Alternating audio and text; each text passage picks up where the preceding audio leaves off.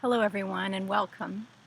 Today is September 11th, 2013, and this is Walking in the Way in the Soul Streams Virtual Retreat Center. I'm Dawn Richerson, and you can find out more about Soul Streams at soulstreams.org. So today is a date with a significance for many of us, some for very different reasons, and then there is the common bond that we share around what happened on this date 12 years ago. So today, for Walking in the Way, I'd actually like to just begin with a moment of silence. So we'll do that for about a minute.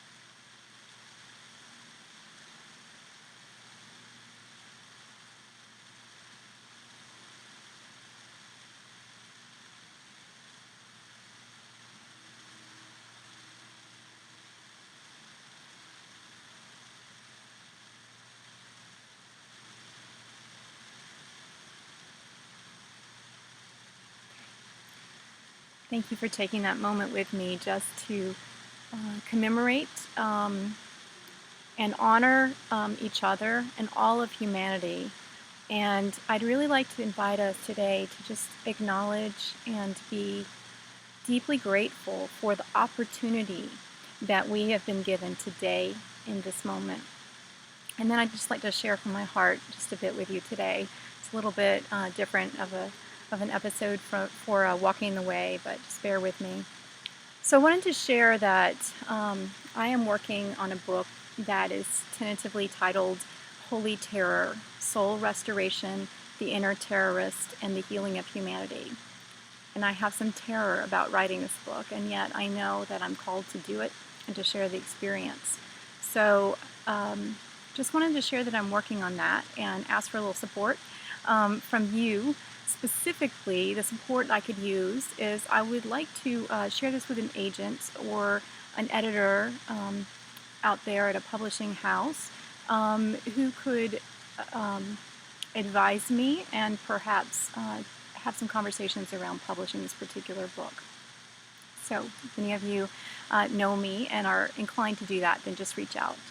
So I want to talk a little bit too about not the details so much of what inspired, my particular work on this particular book. Many of you know I'm a writer.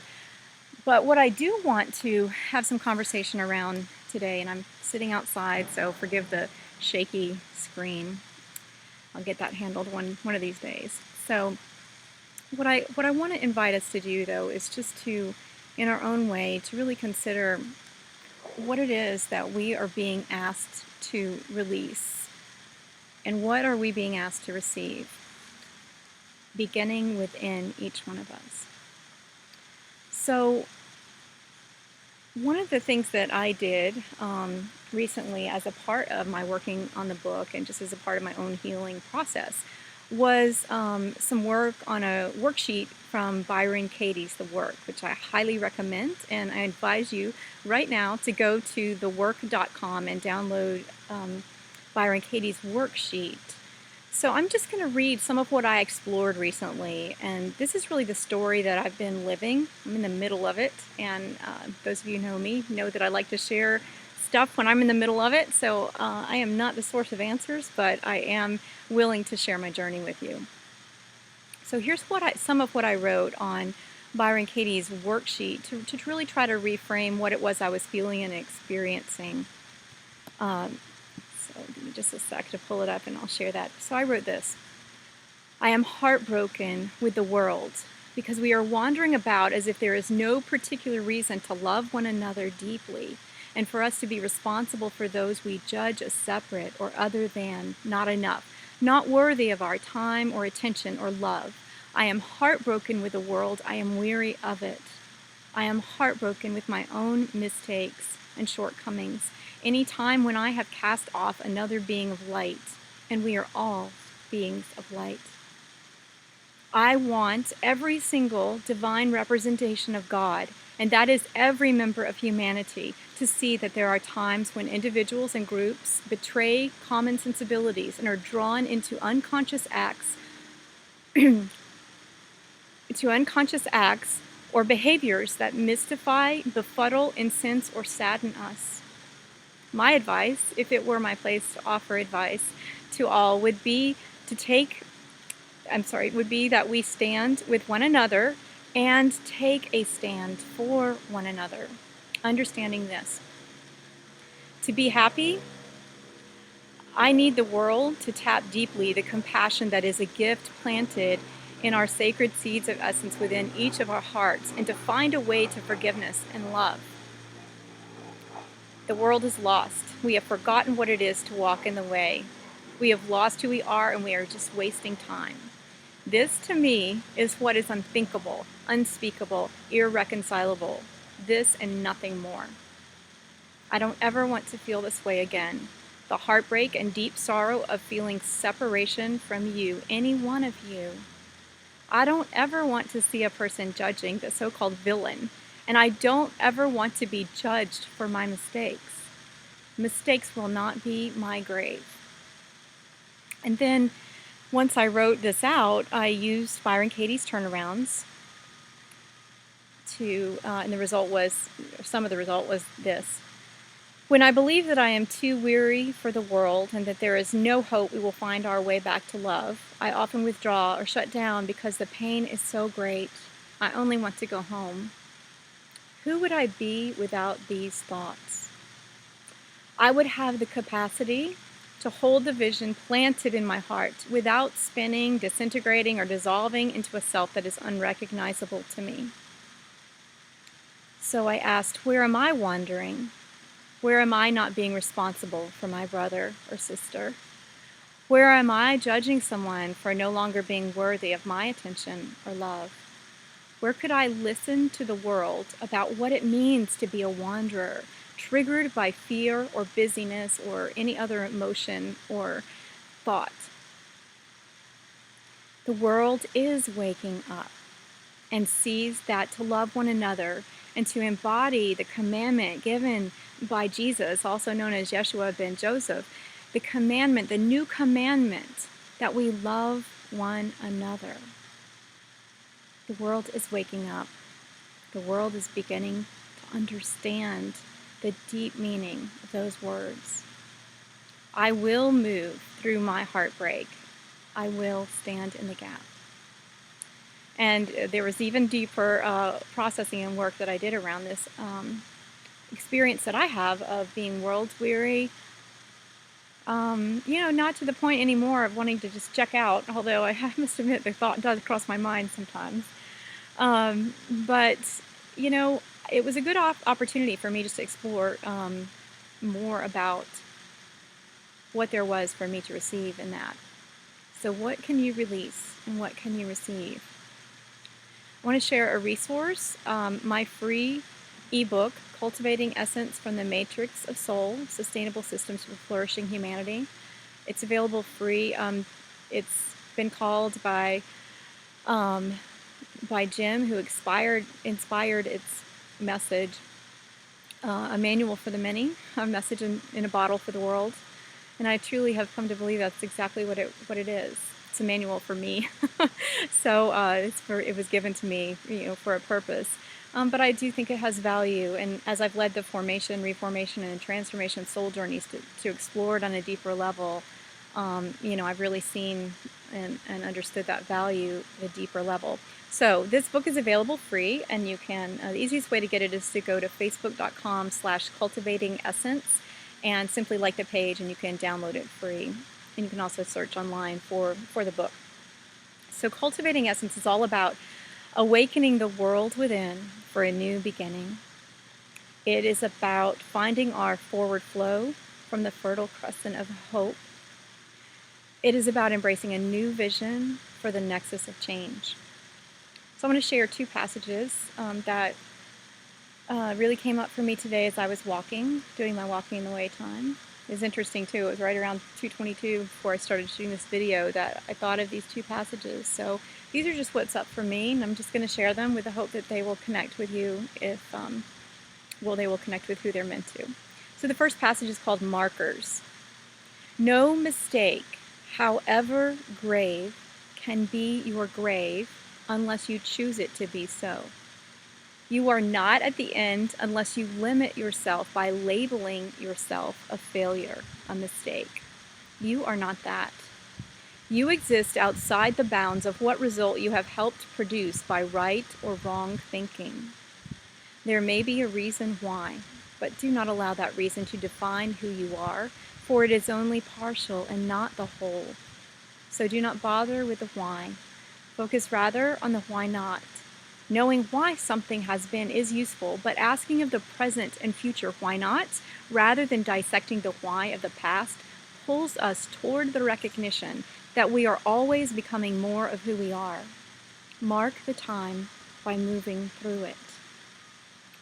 The second passage I'd like to share with you from Cultivating Essence is called Stand Your Ground. You feel as if you are waking from a long midsummer's night's dream. But just as quickly you decide the new spiritual reality coming into focus is in fact the dream. When others insist that you are only dreaming of a more fanciful version of the facts, you relinquish your tentative hold on a truth you have barely begun to recover. When they say you have been mistaken in believing that you and they are great spirits unbound by time, you succumb and are coaxed back into that alluring half-awakened state that many of you reading this are actually in. When you are told that you are losing your grip on reality, stand your ground. When someone says your head is in the clouds, remind yourself that your heart finds its beat from the rhythm in the river of life. Smile at your friends and be grateful for the gift of imagination and for your spirit, free and unencumbered by what you once saw as present reality. Live the dream and hold fast to the truth of who you are. So with that, I'd like to share 3 free online resources with you. Again, you can get the book, let me start there, Cultivating Essence from the Matrix of Soul. Easiest way to do that is go to facebook.com, Cultivating Essence, and simply like the page and you can download the book. I also want to make you aware that you can get a free excerpt of the introduction to my memoir called Journey to Sacred Wholeness. And you can, it's the dog in the background, you can find the free audio excerpt of the introduction to Journey to Sacred Wholeness at soulstreams.org/sacred-wholeness. And while you're there, take a look at the journey back to sacred wholeness. And information is available on that page. It's a 4-week journey, begins September 16th. Would love to have you in the online classroom. We'll be, during those 4 weeks, we'll be talking about reconnection, reclamation, restoration, and realization, and how we can connect with who we truly are, which is whole and complete as we are in this moment. So take a look at the journey and take a listen to the free audio excerpt if you'd like on that page. And then finally, if you followed me, you may know that for a time my friend Joe Beal and I, Joe is Abundance Created Together, we're working on something we call the New Peace Movement. And I wanted to invite you to today especially search on Facebook for the New Peace Movement and give that a like as well and support Joe. And most importantly, I would love for you to be peace now, to be at peace, to be love now, to be the love you already are. So as we close, I just want to bring us back to the present, to today, September 11th, 2013. It's been 12 years, and 12 is the number of completion and wholeness. And in one sense, this anniversary is just an opportunity, if we will allow it to be that, to embrace the wholeness we already are. So In closing, I just want to share a poem or some words that I wrote around the idea of the mystery of wholeness. And this is a part of what you'll receive in the Journey to Sacred Wholeness, but I wanted to share it with you today. The mystery of wholeness, a poem for walking in the way. We are, as we are, whole and complete. We lack nothing. We are undivided, whole within a whole. We are a reflection of life, the whole of it. We are not in need of fixing. We are unbroken, held always in an infinite grace, beloved from beyond and from within. We are on the way, walking in a world on this shared journey back to sacred wholeness. We embrace this unfolding mystery of our lives, and we walk on to a new day. We are in this moment a dancing star of light, filled with a unique combination of swirling colors of self. We are in this moment restored and being restored, on the way to where we have always belonged. We are in this moment at home within our hearts, cultivating from our core, being and becoming more of who we are. So that was the mystery of wholeness. And I think I'll post that at facebook.com/soulstreamevents, just so you can have a look and download that yourself if that spoke to you. So we just want to leave you with a wish for your wholeness, to know the love you are, and just to give yourself all the time and space that you need. That's what I'm doing today as well. So much love to you, and I will see you next time for Walking in the Way in the Soul Streams Virtual Retreat Center. Take care. Much love.